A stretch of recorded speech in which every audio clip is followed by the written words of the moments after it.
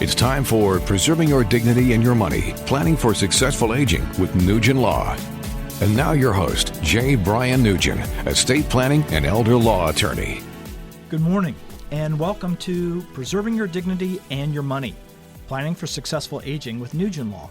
I'm attorney Bryan Nugen, founder of Nugen Law and your host for our program. The purpose of our show is to have weekly, in-depth conversations about matters relevant to folks as they walk down the path of successful aging. Our listeners will learn what it is to age with dignity and how best to protect their money. I've been practicing law for 3 decades. I'm licensed to practice in Indiana, Ohio, Michigan, and Florida, and actively represent clients in all 4 states. My practice, the attorneys, and our interdisciplinary team of professionals who practice with me concentrate on working with clients in estate planning and elder law and areas related to them, such as protecting money from nursing home stays, securing benefits from programs like Medicaid and the VA, geriatric care coordination, estate and trust administration, guardianships, and planning for those with special needs. Nugen Law sees clients in many stages of life, but commonly we have folks reaching out when they or a loved one are showing signs of needing help. Those signs may include a chronic ailment or progressive decline, before, during, or after a hospitalization, an instance of incapacity, caregiver burnout, stress on family members due to some or all of those instances I just mentioned. As a reminder, Nugen Law represents clients in Indiana, Ohio, Michigan, and Florida, and we take a life care planning approach to our client representation, meaning that not only do our attorneys prepare any legal instruments appropriate for your unique situation, without additional cost, our clients also have access to our affiliated certified public accounting firm, a CPA firm, for preparation of their individual tax returns.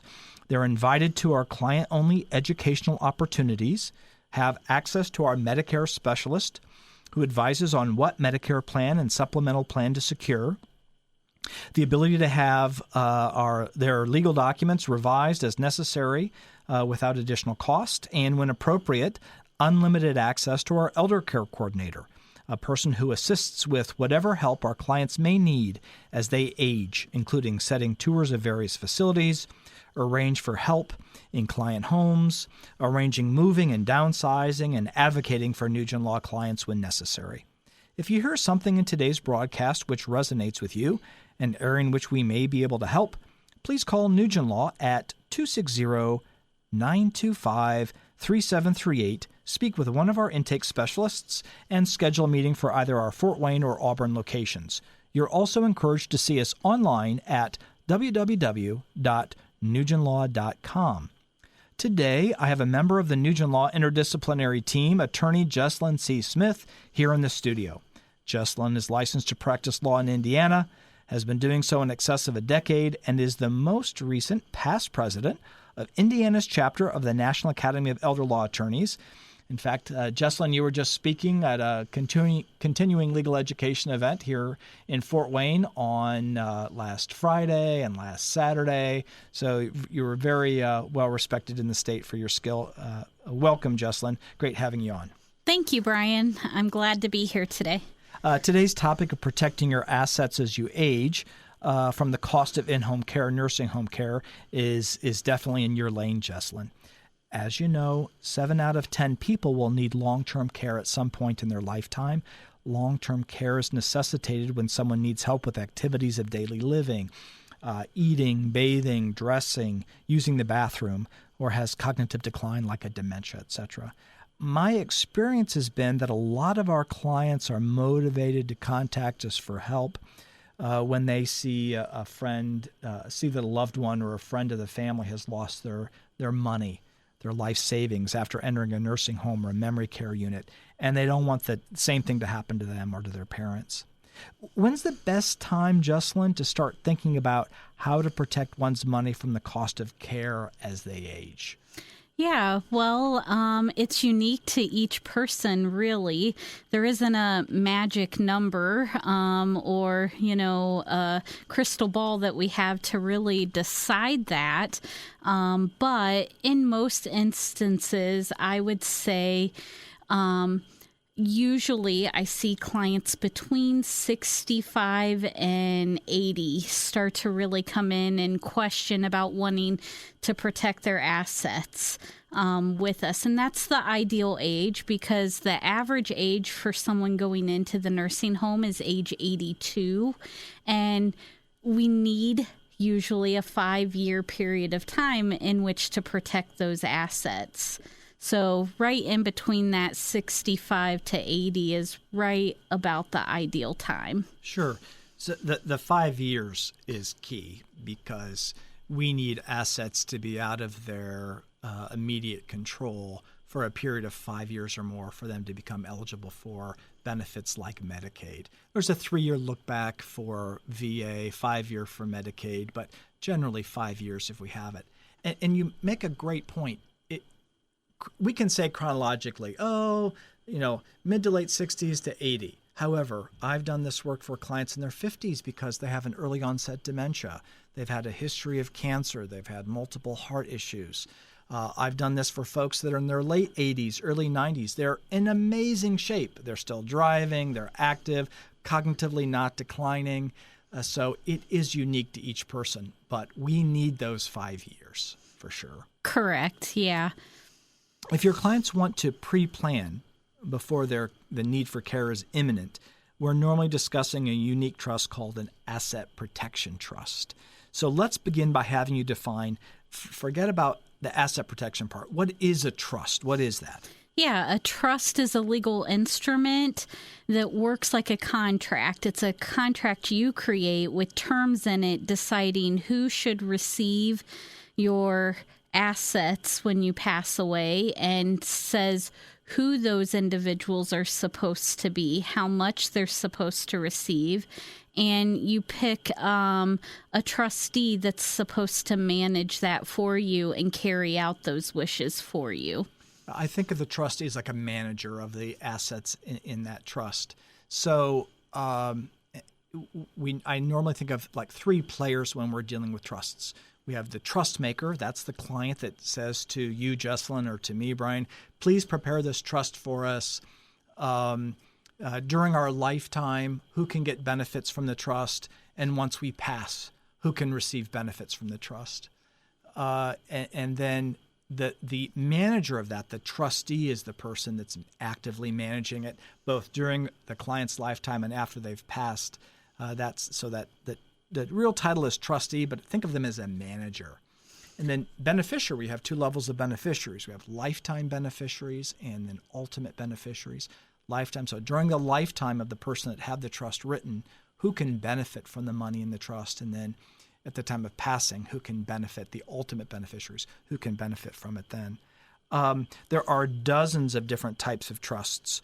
So how is it that this asset protection trust is unique for those clients that we're trying to protect their assets for and eventually get benefits for them if it's appropriate? What sets that asset protection trust apart from other types of trusts? Well, the asset protection trust is different because the first thing we do is it's irrevocable, which means it can't be changed by the client, the trust maker, during their lifetime. And so they don't have the ability to change it, except for a couple of limited instances, which we'll get into that. Sure. But another distinction with this trust is that the trustee is someone other than the trust maker in these, and they're the ones. I also like to refer to them outside of manager as the key holder, right? Because our trust is where we're putting our treasures that we've accumulated over life, and that trustee is the only one with the key to get into the treasure chest. Right. So I think that's the two issues with these. Not issues, two factors that people need to be aware of with these trusts. First of all, they work beautifully. Assets that are there are fully protected. They allow you to secure benefits, assuming they're run properly. But the person that made the trust, the trust maker, the client, has to give up control of those assets. And they are giving that control over to a third party, typically a child. Doesn't have to be a child, but typically a child. And to your analogy, Jesslyn, it's like a treasure chest, and they lock the treasure chest and they give the key to the child. So when we want to gain access to that treasure, that the child holding the key, that the manager, the trustee can unlock it, can pull money out and use it accordingly for the benefit of lifetime beneficiaries. But that's a nice analogy that you use, and I think it's appropriate. But the listener does need to be aware they have to give up some level of control. I like to say to my clients, how is your relationship with your kids? And you need to be honest with me. Because if you think the kids would do something nefarious or do something contrary to your wishes, they're probably not the best person to pick as a key holder. Yeah, absolutely. And sometimes clients want to really think the best of their children. But I tell them we have to have this open, honest conversation about it because, again, we're giving them the ultimate control over this trust. And so you need to have a high level of confidence in their ability to handle it. So I'm going to dive just a little bit deeper. We talked about needing the 5 years. So let's say that a client doesn't make it the 5 years that those trusts need to be in place before they need some help. Right, in-home care, they're moving to an assisted living facility, they're moving to a nursing home or a memory care unit. What do we look at if they didn't make it to those 5 years? What's the next step? Well, we look at maybe some of the other assets that we did leave out, because not everything goes into the trust. Like what wouldn't go in? So, for instance, individual retirement accounts or IRAs or 401ks, that's what most folks are familiar with hearing them, which those are qualified accounts, which means they haven't been taxed yet. Mm-hmm. And so we don't want to create a taxable event by moving them into the trust.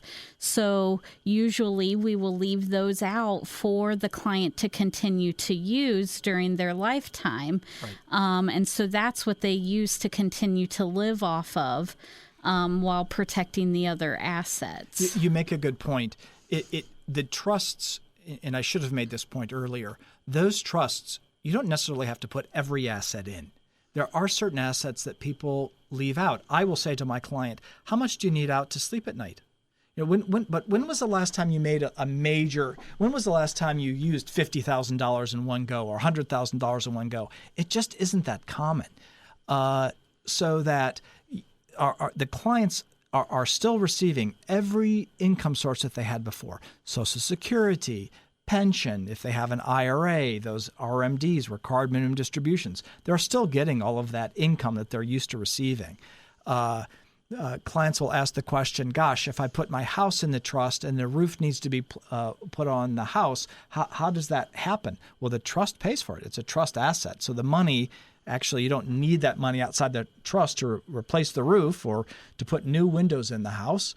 The trust pays for that. So it was your money, but once it goes into the trust is using its own resources for those major expenses. If there are no resources outside of the trust in order to pay for one's care, and we haven't made it the 5 years, is there a fallback position? What do we do in that instance? Yeah, there is. So if there are not enough assets that were left out to maybe finish out that 5 years, then we can look at having the trustee make a distribution out of the trust to the lifetime beneficiary and doing what's called unwinding of the gift and return the gift to the parent and do traditional planning to protect the assets, which in most of those instances, at minimum, we can protect half of what you have at that time. If they're a single person. Yes, if they're a single person. And married, I normally say really 100%. It's a rarity we can't do 100% asset protection. So as a reminder to our listeners, Nugen Law represents clients in Indiana, Ohio, Michigan, and Florida. Nugen Law takes a life care planning approach to client representation, meaning that not only do our clients prepare any legal instruments appropriate for your unique situation without additional cost, our clients have access to our affiliated CPA firm, certified public accounting firm, for preparation of their personal tax returns, are invited to our client-only educational opportunities, have access to our Medicare specialist who advises on what Medicare plan and supplemental plan to secure, the ability to have your legal documents revised as necessary and when appropriate, unlimited access to our elder care coordinator, a person who assists with whatever help our clients may need as they age, including setting tours of various facilities, arrange for help in client homes, arranging moving and downsizing, and advocating for Nugen Law clients when necessary. If you hear something in today's broadcast which resonates with you, an area in which we may be able to help, please call Nugen Law at 260-925-3738, speak with one of our intake specialists, and schedule a meeting for either our Fort Wayne or Auburn locations. You're also encouraged to see us online at www.nugenlaw.com. That's NUGENLAW.com. Jesslyn, let's get into what happens if somebody didn't speak with you. They didn't prepare in advance with an asset protection trust, and they're now moving into assisted living or they're needing help in their home. They're moving to a memory care unit or a nursing home. In our office, we call that crisis planning, crisis care planning. What is crisis care planning, Jesslyn? Crisis care planning is when someone has not prepared in advance a way to protect their assets, and we step in now when the care is needed immediately to protect those assets. And as we briefly mentioned, we can usually protect at minimum 50% for single individuals and 100% for couples at that time. And even on the individual, when we're talking about that 50% or no less than, generally no less than 50%, which there are some factors that influence that. The cost of your care influences that, your income level affects that. But normally all real estate can be protected. So all real estate plus one half of assets other than real estate. I think of an example where we had a client that was on a ventilator and their monthly cost of care was exceedingly high. Although we protected all the real estate, I was unable to hit that 50% mark. But that's a unique instance. That's that individual's cost of care per month was $25,000, and it's very hard to hit that 50% mark there. But generally, 50% or greater, not uncommon to be able to protect that. So, is it ever too late, Jesslyn, to protect somebody's assets? I tell clients no, it's never too late. Because it is nice, even if you have spent some of your money down paying for your care, having some money set aside is a good thing. Because once you are on Medicaid and they're helping you pay for your cost of care, you only get to keep $52 out of your income, which that barely pays for phone and hair. Sure. For folks to get their hair done. It makes me think of my grandma. She loved to get her hair permed. And when she was in the nursing home, she wanted to do it weekly. Right. And so that cost can take up almost all of that $52. And so it's nice to know that there's some money set aside to be able to use on your parents to help them maintain the lifestyle that they want. Sure. So when we're in crisis planning mode and we're protecting those assets, part of that process is moving those assets, can be moving some of those assets into the name of the child or children or whomever else that the client wants. But I like to explain to the child, I'd like to explain to the parents, although some of this money may be being moved into your name, it's really your parents' money. And so the parents, the clients in this instance, again, we're talking to them and saying, what kind of relationship do you have with your kids? If we're engaging in crisis planning, you're going to that nursing home, didn't expect it, all of a sudden it happened. Have a medical condition we didn't plan for, and all of a sudden it's happened. Do we trust the child to preserve that money for your benefit? So when you want that perm on a weekly basis, when you want to take those outings, when you want to go out to dinner on a Friday night, when you want to maybe get some new furniture for your living room, etc., that the money is there to be able to do that. I will encourage the children when they have that money. There's a special type of a trust that they can set up Remember, there are 1,000 different types of trusts, but there's a special type of a trust that we will hold that money in that is for the benefit of the parent, that kind of makes sure that that money is there for the person's lifetime and it isn't wasted or spent in a way that we wouldn't anticipate it being spent or didn't hope that it would be spent. You used the word Medicaid a moment ago. We haven't quite talked about that.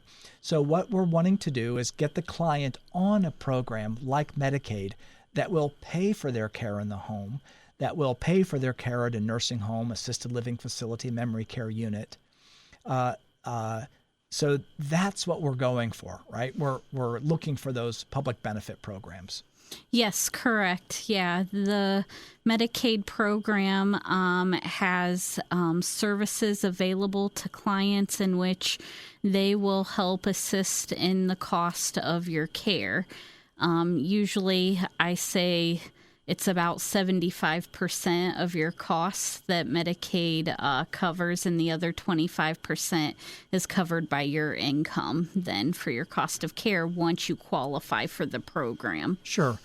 And people need to be aware that their income, so if they are in a nursing home, if they are in an assisted living facility, and they're on Medicaid, they need to use their income to defray some of that cost. You were referencing before about the $52.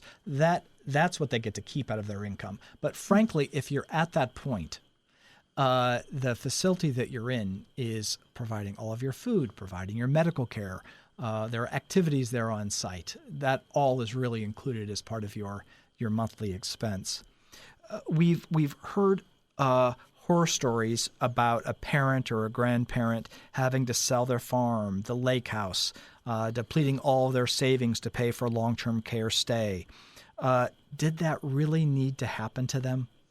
No, there are ways to protect those types of assets without having to sell them, which is why it's very important that when someone in your family or a loved one is faced with needing care, you should seek out the advice of an elder law attorney to help you make those right choices and decisions on how to protect those things. You just said something that's important. So, Jesslyn, both you and I are elder law attorneys.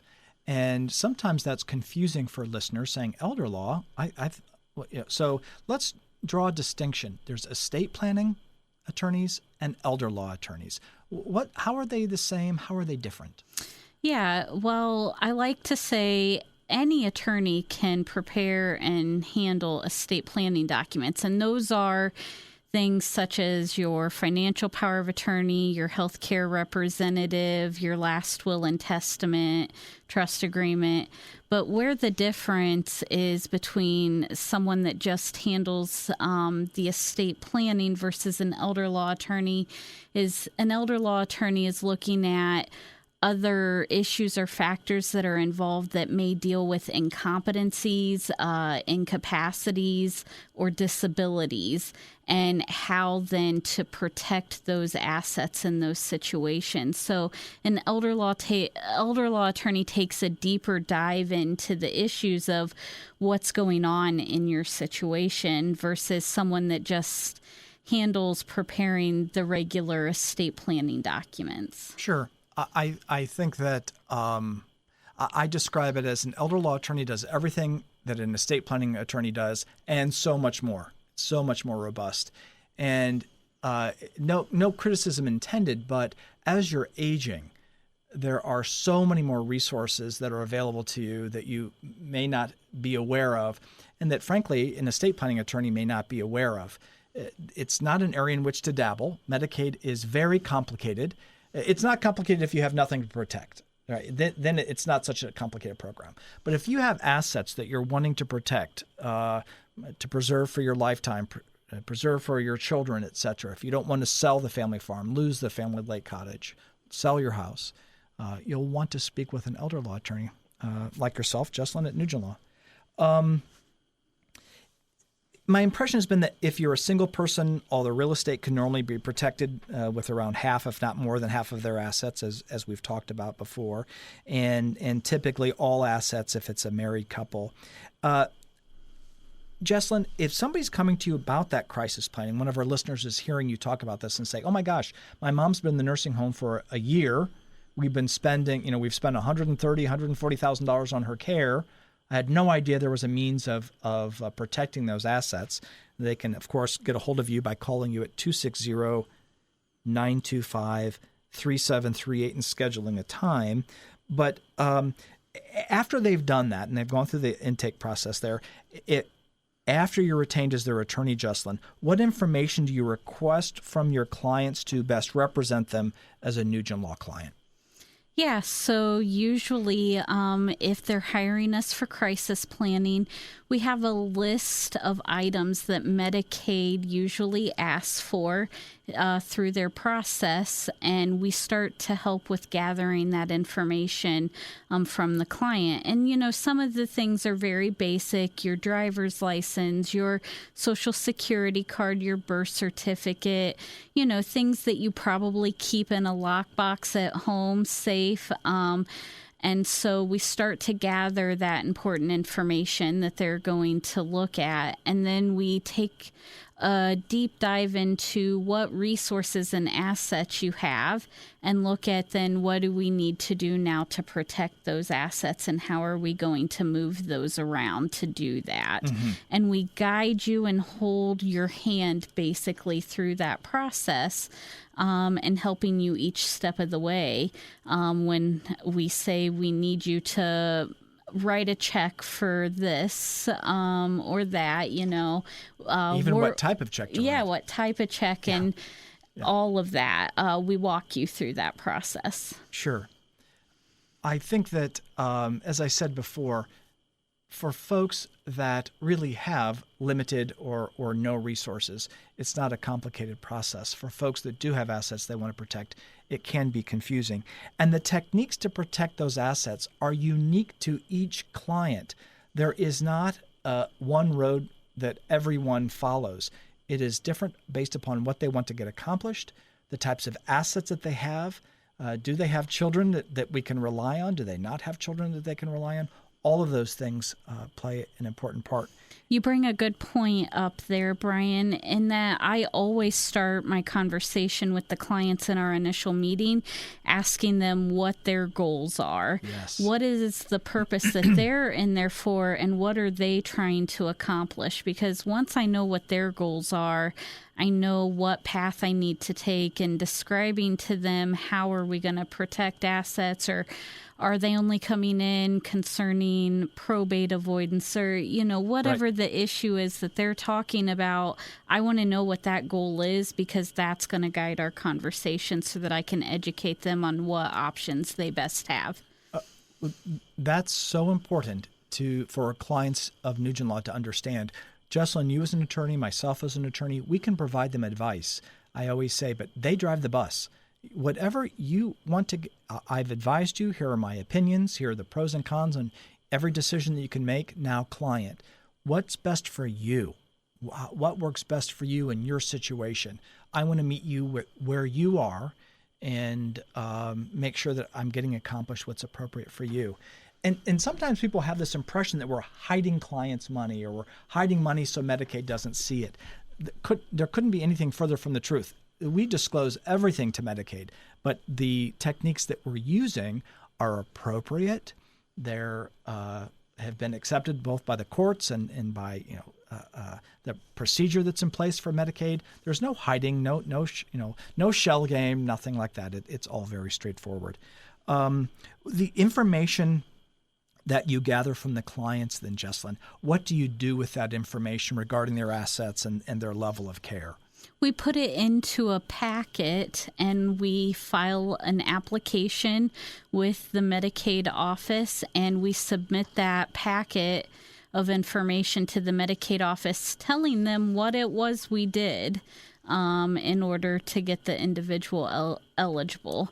And from there, we have a telephone interview with the Medicaid office, explain to them what it is that we did through the process. And then if there's additional information that they want, they send a notice out to us, giving us 13 days to return those items to them.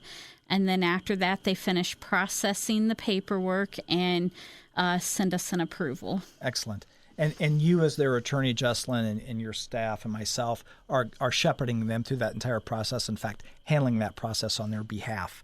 Thank you, Jesslyn, for joining me and our listeners today. You've provided some invaluable insight. Give us a call at 260-925-3738 if you want to discuss this in more in depth.